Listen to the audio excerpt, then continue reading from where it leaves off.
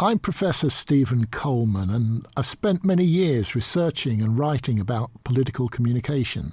I'm interested in how politicians speak to us, how we speak to them, and what we think of each other. In today's episode, we're exploring the sound of war and the role of politicians' speech within it. In Springfield, they're eating the dogs, the people that came in, they're eating the cats. You turn if you want to.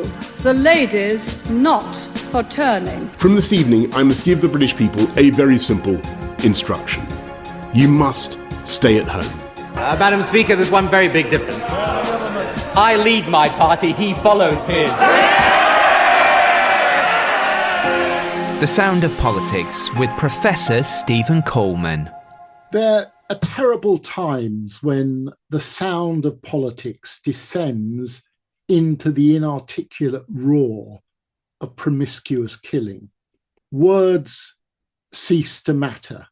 War is all that's left, the ultimate sound of non-negotiable disagreement.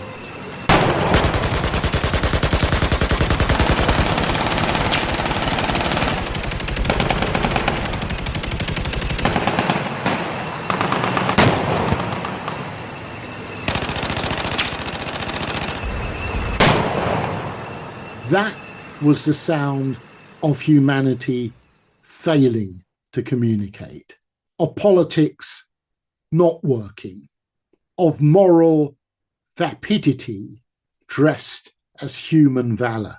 I learned that war makes murderers, mass murderers, out of otherwise decent people. And it applies to all wars and all nationalities, and I've seen it in all the wars. These are not wild animals who are out for blood. These are patriots who are trying to do their duty to protect either their religion or their nationality or their economic security. These are the three major causes. We have not learned that you can't kill an ideology with a gun. We still go at it with the same stupid approach of spending all of your assets on building weapons and more weapons to kill more people and depriving people of the things they need to eliminate the fears which they have in their life. A man who's desperate because he has no job and has no money. If the money spent on weapons could be spent on eliminating the cause of his discontent, he's not going to risk his life and go out and kill people the way they do today. In this episode, I want to consider how politicians tell us stories about war and how those stories are every bit as explosive as the bombs that are dropped upon sitting targets. Why do I refer to these as stories? Am I trying to suggest that war talk is always fabricated and fictitious? No. My point here is that perhaps more than in any other political context, war involves competitive claims about reality generated through the prism of an assumed us and them. Putin tells a story of Ukraine being historically part of Russia, which must be taken back from sinister Western-backed forces who have not only stolen it from the Russian people, but are occupying it with a view to surrounding, threatening, and humiliating Russia. Zelensky's story is that Ukraine has always been an independent nation with its own culture, ruthlessly invaded by an imperialist Russia that, given half a chance, would move into other parts of Europe. Now, regardless of which of these stories you believe, my main point is that each of these claims to reality depends upon the construction of an elaborate narrative, a moral language, a set of memories and images of the past, as well as assumptions and fantasies about the future. These are the symbolic weapons of war. And the sound of politics is implicated in the nurturance of such symbolic repertoires. Before a single bullet is ever fired, the role of politicians is to get the story straight, not just in their own minds, but in the minds of millions of people who are willing to allow their imagination of reality to be framed by such storytelling. Once a story is established, the task is to demonstrate the legitimacy of violence. This is when claims are made that the time for talk is over, words are useless, negotiation futile, niceties bound to be taken advantage of. There is no alternative. Legitimation entails an alignment between popular belief and claims to historical inevitability. That was the tone of the argument that George W. Bush employed when he took the West into war against Iraq. My fellow citizens, at this hour, American and coalition forces are in the early stages of military operations to disarm Iraq, to free its people, and to defend the world from grave danger. On my orders, coalition forces have begun striking selected targets of military importance to undermine Saddam Hussein's ability to wage war. Legitimation depends upon discourse capable of providing compelling grounds and acceptable motivations for action. In the case of war, this entails the legitimation of violence against opposing armies and sometimes civilian populations as a reasonable course of action. We're only hitting them before they go for us. Or we're employing violence now in order to prevent greater violence later on. Or we're doing what any other self-respecting nation would do to protect itself. Sometimes war discourses take a metaphysical form. We're fighting a holy war in the name of God, or we're engaged in a struggle for justice, always, of course, with a capital J. Legitimation discourse doesn't have to be true, it has to be convincing. To be clear, it has to persuade enough people that killing nameless men, women, and children is justified because the story warrants such action, and any lesser action would constitute narrative surrender and abjection. At the same time, in parts of the world where opposition is tolerated, those who reject the narrative engage in delegitimation struggles, seeking to undermine the story of the nation state, as the MP Tony Benn sought to do in this House of Commons speech against British support for the Second Iraq War. Aren't Arabs terrified? Aren't Iraqis terrified? Don't Arab and Iraqi women weep when their children die? Doesn't bombing strengthen their determination? What fools we are to live in a generation for which war is a computer game for our children and just an interesting little Channel 4 news item. Every member of Parliament tonight who votes for the government motion will be consciously and deliberately accepting the responsibility for the deaths of innocent people if the war begins, as I fear it will. Once legitimised, state violence assumes the status of war, and political talk is largely about morale. The task at this stage is to urge citizens to support the war effort, physically, economically, and psychologically, while developing a real-time state narrative of military success and national pride.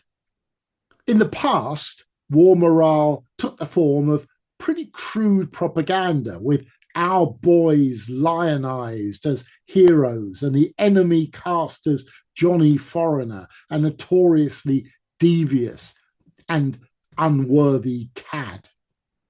As both culture and the media ecology have become more pluralized and indeed fragmented into ideological silos, it has become much more difficult to sustain consensual war narratives capable of engendering collective morale.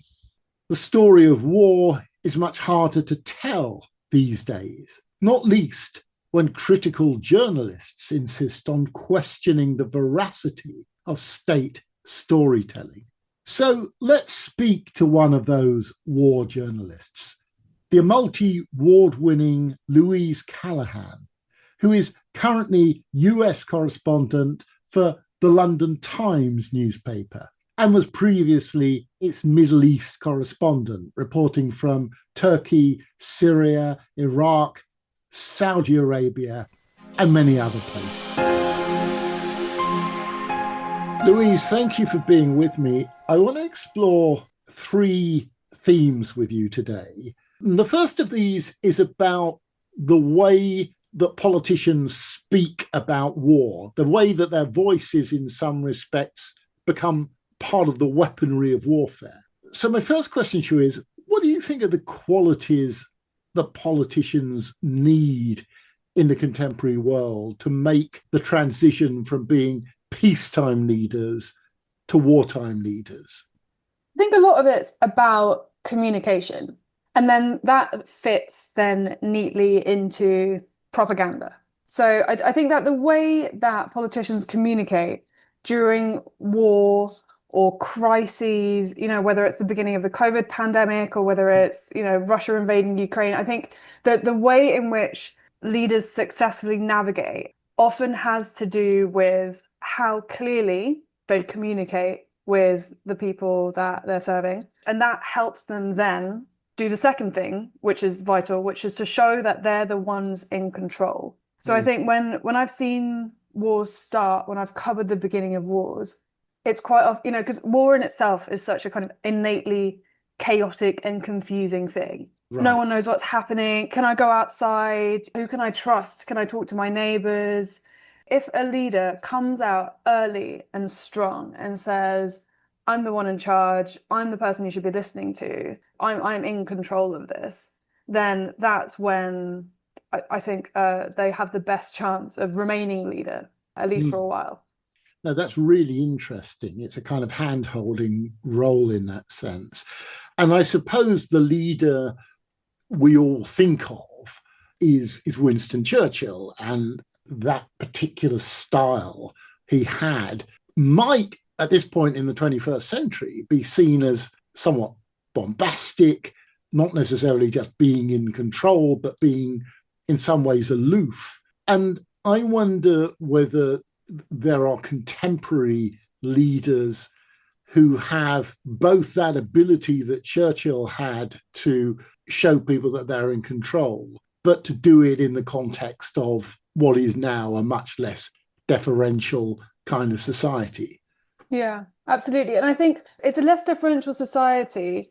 And the other thing that I'd add is the way in which you distribute information is so much more dispersed than what Churchill had. In the Second World War, then you had sort of essentially government censors. You could restrict the flow of information and position yourself as a strong leader in a much easier way. You go on the news every day and on the BBC and everyone's listening on the radios and that's it. Whereas when you have this kind of fractalization, this shattering of the way in which people consume news, it's much more difficult to control. If you're launching a coup, or if you were launching a coup in the good old days in the 80s or the 90s, all you really had to do was seize control of the state TV broadcasting networks, and then you could kind of control it. But I think that if we're going into specific examples of modern leaders who've done this well, then President Zelensky in Ukraine is the obvious example that springs to my mind.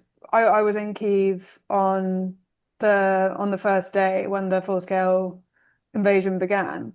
Yeah. And it was, just incredibly chaotic, especially because, political leaders, Zelensky among them, had been saying for weeks beforehand, oh, it's not going to happen, it's just Russian propaganda, and trying to kind of pressure journalists not to write about it. But then when the moment came and everyone was confused and people were running around in the streets and people were trying to escape and no one understands what's happening, then Zelensky did come out and he put this, I think it was first he posted a selfie where it was him and much of his cabinet, and military leadership by the palace in Kyiv, saying we're here, we're fighting. And then he sort of put out a number of video statements which were shared really, really widely. And there was that one where he was offered exit from the country and he said, I don't want to ride, I want support. And that seemed to resonate across the world. And I suppose to some extent it's also, and I mean, this is Churchillian, it's about finding that phrase, finding that tone that is right for the moment. And I suppose to some extent that's more of an art than a science, isn't it? Right. And, that phrase, I don't need ammo, I need a ride. Did Zelensky really say that? I don't know. But it sounds good, right? And it was kind of what people needed to hear at that time in Ukraine. Because the question was, are we going to run away? Everyone was packing up in Kyiv. It was not in any way clear, is Ukraine going to make a fight out of it? Of course they were going to fight, but like to what extent would they actually be able to stop Russia just steamrolling in and taking Kyiv? And then so at that crucial moment, that communication from Zelensky was so important. And I should say that I think that the reason why Zelensky's so good at this is because he's an actor. He played a president. Yeah, I mean, but it's crucial. He's really, really good at making short videos where he looks and sounds presidential and commanding and summarizes in a very kind of engaging way what's happening, why we're doing it, who's in charge, it's me. So I think that he doesn't have that kind of prevaricating, waffling style that so many politicians have. He's an actor. He's really, really good at communicating with people. I think that's such an interesting observation. I guess one of the things that's changed about the current sort of environment in which wars are fought, you've mentioned obviously social media, the media ecology is entirely different. But the other thing is the existence and the awareness of international law and the fact that we now hear about accusations of people being war criminals. And it's clearly always a very thin line between what is going and killing people legally and what is going and killing people illegally. And I wonder whether this makes politicians have to be more careful in the way that they speak. Do you get the sense, have you had the sense from watching politicians that this is something that they are now nervous about? In short, no. I think that since I started covering conflict 10 years ago, then leaders have become much less sensitive to accusations of committing war crimes than they were before. Ah, okay.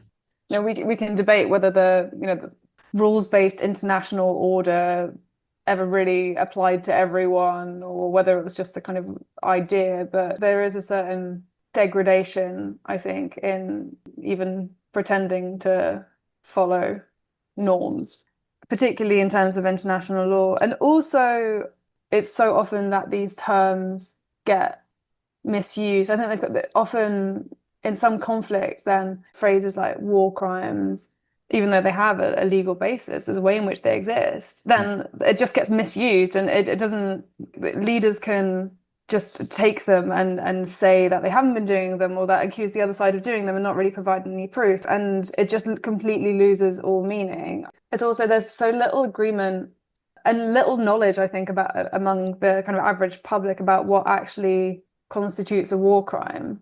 Yeah. When you're writing about conflicts as a journalist, it's really difficult to try and explain to a reader what's happened without just leaning on that trope of saying so-and-so has been accused of committing a war crime. Because actually, you kind of need more context to understand what that means. And you need to understand as well, and I'm certainly hyper aware of the fact that what you call a war crime often has to do with your own perspective. So for example, when Russia bombs a supermarket queue, it's a war crime, one might say. Then say Israel bombs a school. If there's Hamas people hiding inside that school, if there's no students there that day, I think so. Yeah. Just using that stock phrase, war crimes, especially journalistically, I try and avoid it because you need to explain actually what's happened. That's the important thing. Yeah. Well, as one consumer of news, thanks, because I think you should avoid it because we're not lawyers either. So let me come on to my second theme, which is about the responsibility of war journalists as opposed to politicians speaking. I guess what I want to ask you is it your job as a journalist to sort of deflate politicians in the same way as most journalists try to deflate politicians most of the time? Or is there, within an environment where morale is so important, where life and death is at stake, some sort of responsibility sometimes that you feel to desist from criticism, perhaps even to collude to some extent with propaganda, because it is otherwise going to perhaps jeopardize a kind of public feeling that's necessary to the success of a mission? So our job as journalists, I think, is just to try and get to the bottom of what's actually going on and tell people about it. I try my very hardest. I go out of my way. I and so many of my colleagues spend a lot of our time trying not to get spun, trying not to get involved in the propaganda war that whoever is engaging in this war is pushing. And that is very, very difficult. Yeah. So I just assume that everyone is lying to me. Everyone in any kind of official capacity speaking to me is just lying to me. I just assume that everyone is lying to me all the time. Right. And I kind of go from there. I think that our job as journalists, if I'm trying to not sound too grand about it, is that we're just trying to hold people in power to account. But you're working for the British press, but you're now based in the States. Some people argue that that is one of the differences between the European journalistic tradition, at least so far, and what has been a terrible failure over the period of a number of wars, perhaps including Vietnam, certainly the two Iraq wars, of American journalists to ask the tough questions, to be prepared to say, for example, to a president, you are lying, or at least our default assumption is one of skepticism. Is that a fair criticism of American journalists, do you think? No, I think that there's loads of American journalists who ask really hard questions and do really good work. And I think it's interesting that you brought up Vietnam, because that's such a clear example of where both under Nixon and LBJ, there's so much clear proof that the US government was misleading its citizens about how the war was going. And there's the famous they call them the 5 o'clock follies, the military briefings in Saigon for information, because they were criticized for just providing this ridiculous, overly optimistic information. And so, but a lot of that was brought out by American journalism, by the Pentagon Papers, which were leaked and which brought a more kind of realistic view of the war. And British journalists, shall I say, have in the past been guilty of writing propaganda to support the government as well. There are definitely publications who did not cover themselves in glory during the two wars in Iraq, for example. There was also people who did incredible journalism. So I think it really depends. It depends on the outlet and it depends on the person.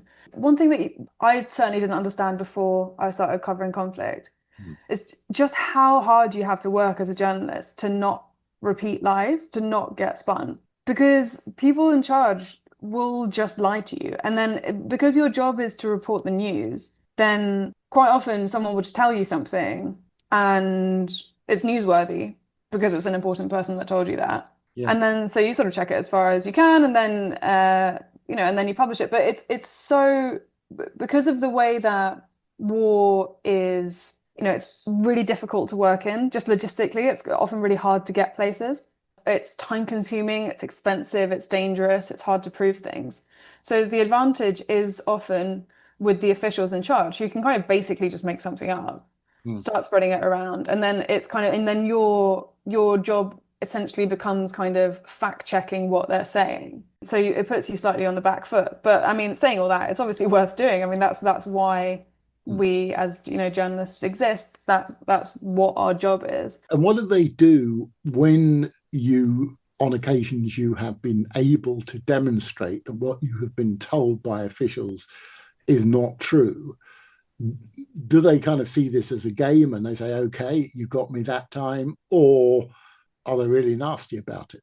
Depends on. I mean, I think I've probably covered half a dozen wars at this point, and maybe more. Some of them have been with governments which are democratic. Some have been dictatorships, or where on one side it's a nasty militia. And so I would say, though, that one thing that really unites all of these systems of governance is that none of them particularly care whether I expose anything awful that they've done. I mean, of course, in a democracy, you hope that when you when you hold officials to account, then they care a bit more. But it feels, most of the time, to be really honest, it just feels kind of incremental, like you're just chipping away at an attempt to get closer to the truth. And I mean, one of the things that I guess you have to deal with a lot as a war journalist is the use of euphemisms, taking out instead of killing, collateral damage and friendly fire, all that sort of stuff.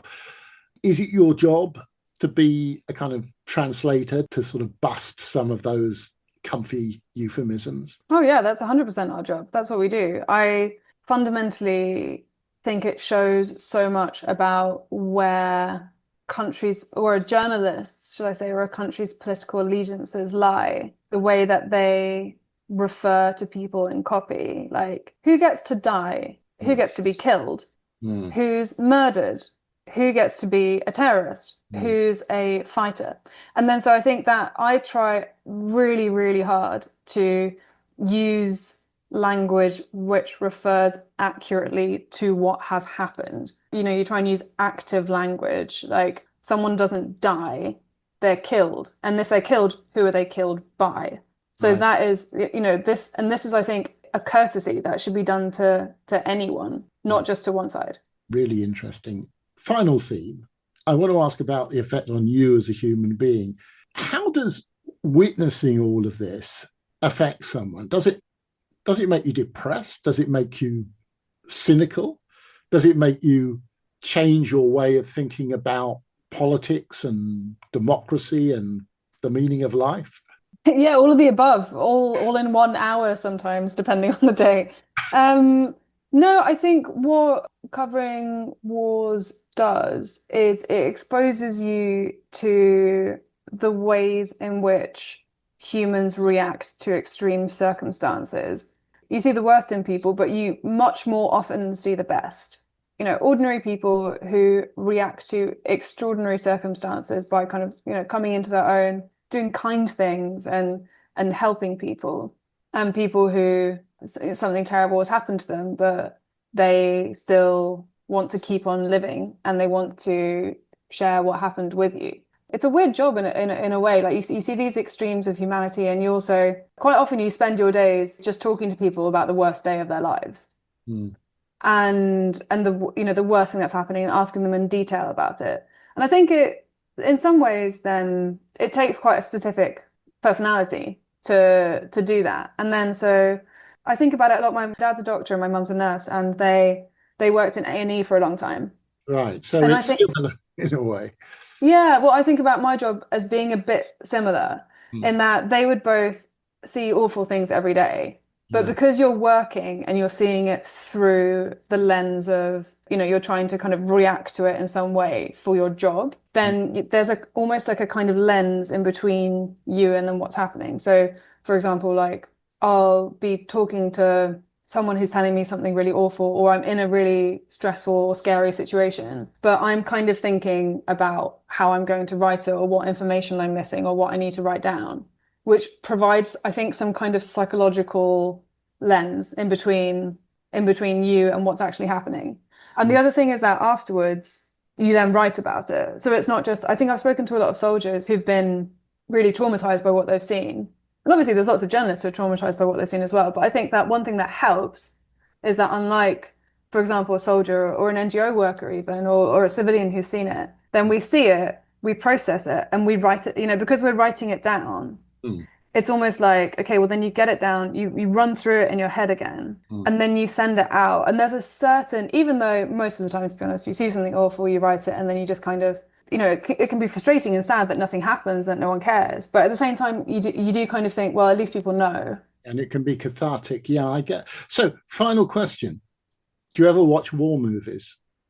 I never used to, because it was too much like a bit of a busman's holiday. But no, I have. I've been watching all the big American war movies since I moved to cover the US, especially the Vietnam ones, just because I thought, I think it really helps you kind of understand where the country's at. Right. Well, there's the beginning of another another interview for another day. That's fascinating.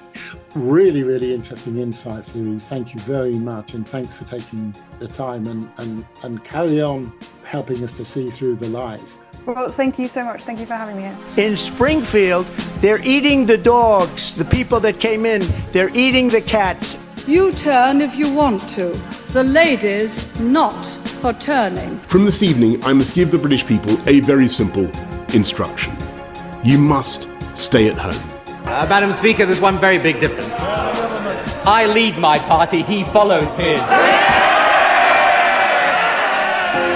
The Sound of Politics with Professor Stephen Coleman.